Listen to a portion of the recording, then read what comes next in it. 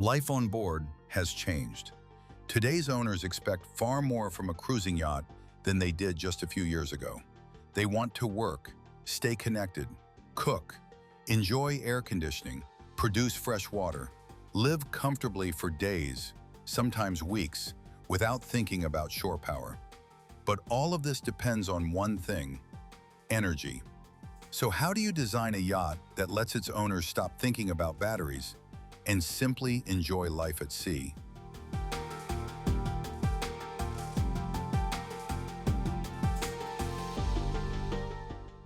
Today, on this category of boats, we want to live in a more residential way, a bit like at home. So of course, depending on whether you want to be more offshore or coastal, the equipment will change. It is comfortable not to be constantly watching your battery level, so it is more a question of lifestyle on board. And that is why it is a pivotal subject today, because we have more and more enthusiasts discovering boating who come with codes that are not necessarily those of the nautical world.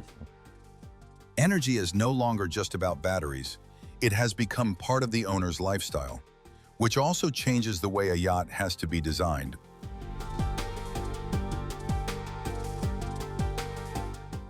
So we start at the very beginning actually. The energy management part in a boat's configuration is extremely important because for one thing, it takes up a lot of space and it is necessary to install it correctly and therefore to take into account what the client's expectations will be in terms of how they use their boat in order to best adapt its architecture. Okay? So it starts right from the beginning. It is very, very important for us to really grasp how the boat will be used to optimize the entire electrical and electronic architecture and ensure we distribute the various components in strategic locations for weight reasons, but also for ease of use. Well, the first question is what does the boat owner intend to do with it? How do they plan to use it? The energy management for a boat used for coastal trips or marinas versus a round-the-world project. There are many anchorages, so it requires fewer refueling options and other things. The management and configuration of the boat will not be the same. So it is first about what use our client intends for it, and then we adapt. Our philosophy is more about adapting to the project so that the boat reflects them as much as possible and they can get the most benefits from it, without always asking yourself, hey, how much do I have left? How many days do I have? Do I need to refuel? It is a comfort, actually, but it is mainly its use that will define it.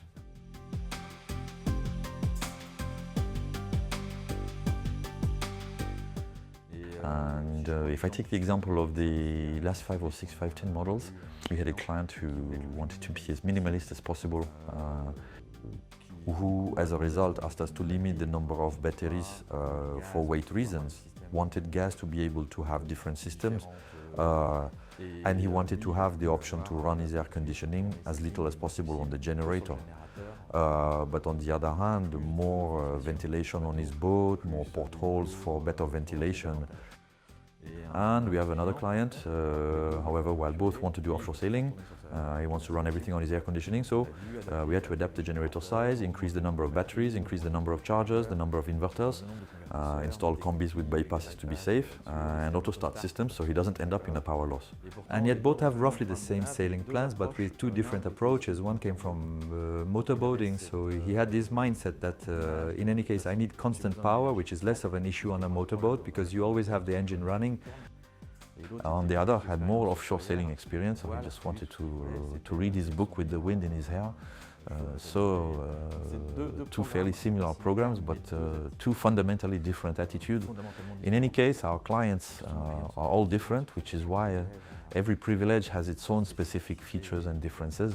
Even so, we always start from what is called a standard state, right? Meaning we have a standard configuration that was defined with an electrotechnical architecture. Nevertheless, every client and every boat will, in a way, have a different life.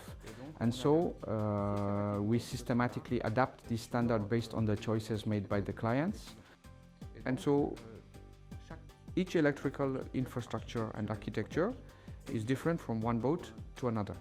Indeed, as you mentioned, someone who only stays at anchor will not have the same energy management needs as someone planning to cross the So we must always adapt and find the best compromises to ensure that in the configuration the boat will have during its life. We are in an optimized version. There is no universal solution. Every owner's vision is different, and that means every energy system has to be designed differently as well.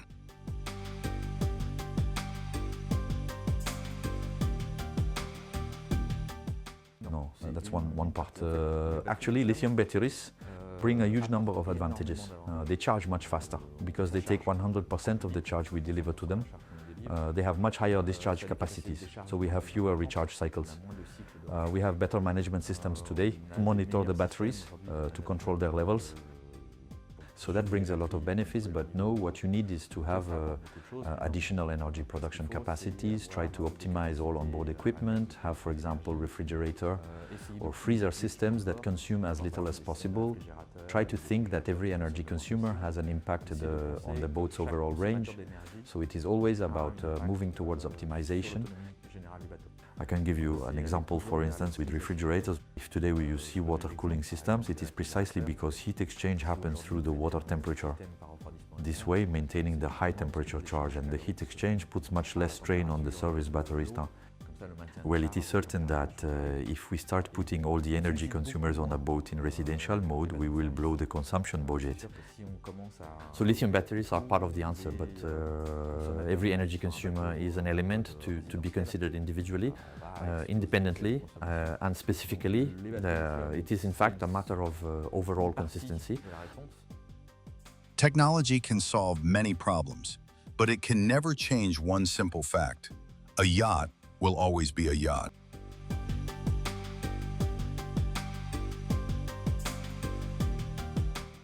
Yes, because it remains a boat, and we are not connected to a land-based grid. When I gave the example of air conditioning, for instance, air conditioning is a very high energy consumer. Today, for the sake of silence, we do not want the air conditioning running on the electric generator, so we tend to run it more and more on the batteries. Lithium helps a lot because we have a much greater charge and discharge capacity. It also allows for more volume, but once you reach 7 or 8 hours of battery life, the air conditioning, depending on how many fan coils are running, but the service batteries will very quickly shut down, so we have to restart the generator. And to ensure the boat owner has as little to monitor as possible and stays comfortable, we install auto-start systems on the generator so they know they will never have a blackout. We know they will have the best responsiveness possible through the solutions the boat provides. But of course, if you run the air conditioning, the oven, the washing machine, the TV, and the underwater lights all at once, at some point you reach a critical threshold in terms of onboard consumption and energy storage capacity. So yes, it is still a boat, but the goal is still to make sure the owner has to think about it as little as possible.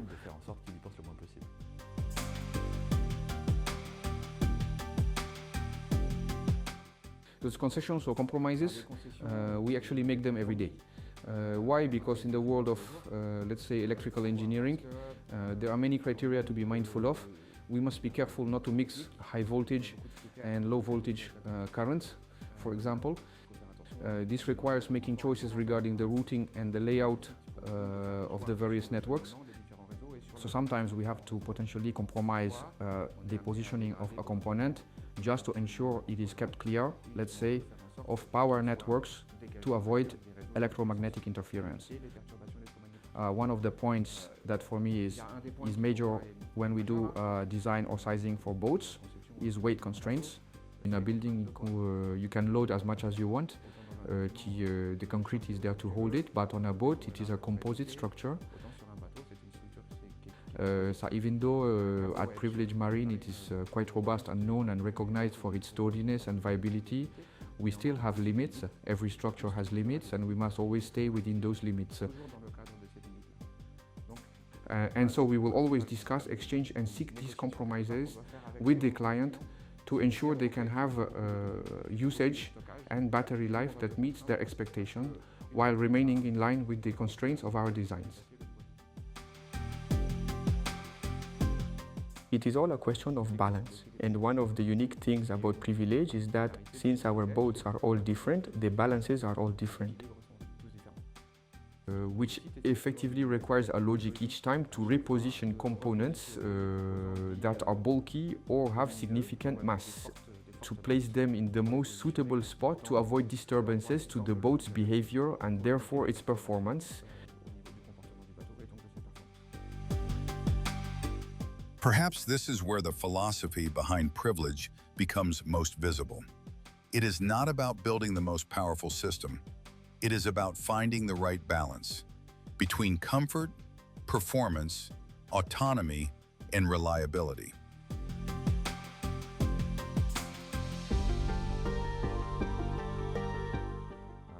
Technology provides solutions, but that solution must be mastered. We cannot just provide an unproven solution. So we need a solution that is mastered, on which we have perspective, on which we already have feedback. Our customer feedback helps us a lot in this constant progress. You always have to try to rethink things, to find better, more relevant solutions. And above all, ask yourself, if I am in the middle of nowhere, will I trust the system? So you need recurrence, you need redundancy.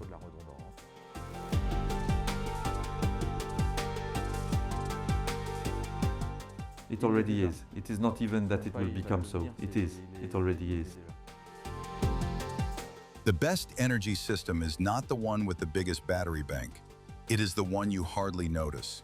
Because when every part of the system has been carefully designed and every compromise has been thoughtfully considered, life on board becomes remarkably simple.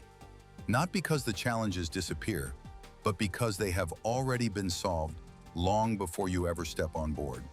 And in the end, that is what true energy independence is really about.